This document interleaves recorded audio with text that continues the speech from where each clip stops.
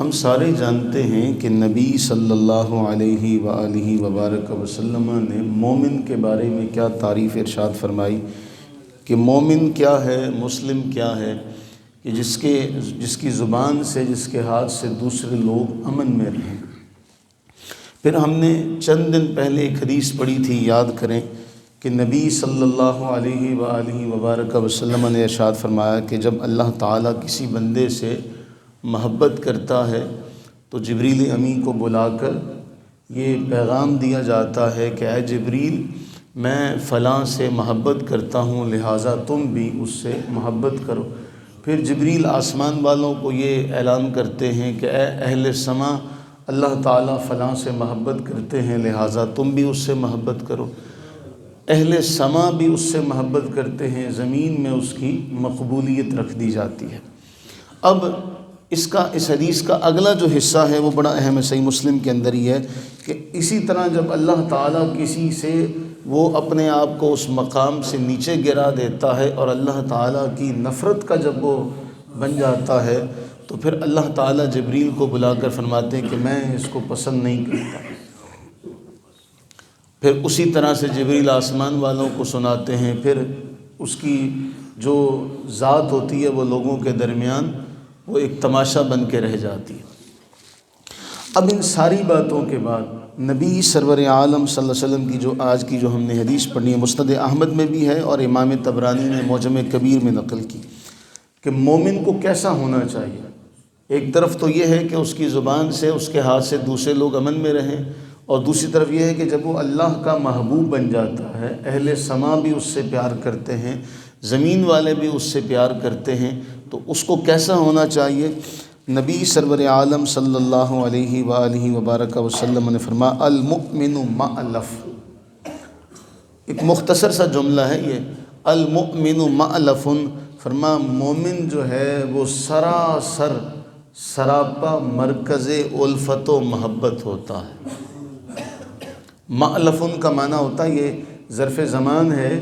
ظرف مکان، کہ مومن جو ہے وہ محبت، سراپا محبت ہوتا ہے، سراپا الفت ہوتا ہے۔ اگلا جملہ ولا خیر فی من لا یألف ولا یؤلف، تو اس میں کوئی خیر نہیں، اس مومن میں کوئی خیر نہیں جو لوگوں سے الفت نہیں کرتا اور اس سے الفت نہیں کی جاتی، کیونکہ وہ تو سراپا محبت ہے، وہ تو سراپا الفت ہے کہ وہ لوگوں سے الفت کرتا ہے اور لوگ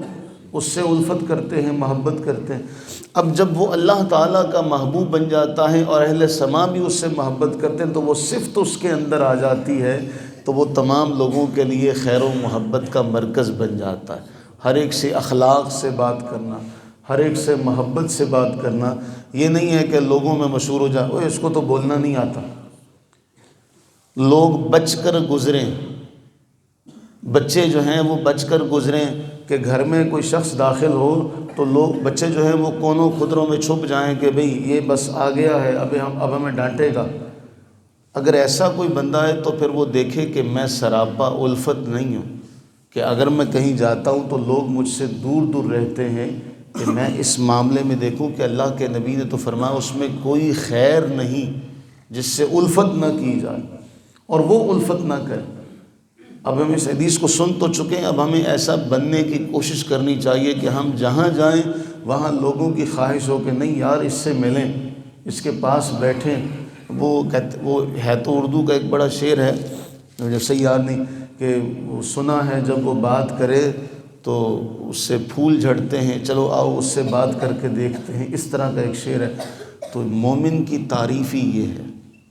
مومن کا مقام ہی یہ ہے کہ بچے بھی اس سے محبت کرتے ہیں، بڑے بھی اس کی طرف کھنچتے چلے آتے ہیں، وہ کسی محفل میں جائے، وہ خاندان کے کسی معاملے میں بیٹھے تو سارے اس کے قریب ہوتے ہیں۔ اب ایسا شخص وہ بازار سے گزرے تو لوگ اس سے کنی کترائیں،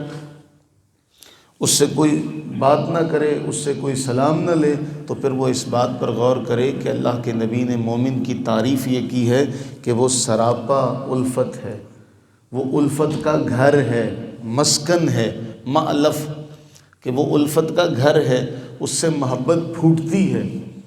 تو اللہ سے یہ دعا کریں کہ اللہ تعالی ہمیں سراپا اخلاق اور محبت کی تصویر بنائے کہ لوگ ہمارے قریب ہوں، بلکہ کسی عارف کامل نے اس کا یوں ترجمہ کیا کہ مومن جو ہوتا ہے نا وہ مقناطیس ہوتا ہے، وہ لوہے کو اپنی طرف کھینچتا ہے، اس کا اخلاق ایسا ہوتا ہے، تو ایسا کہ لوگ ڈر کے اس کی عزت کریں، ڈر کے مارے، اس کو بھی اللہ کے نبی نے پسند نہیں کیا، بلکہ فرمایا یہ تو بدترین آدمی ہے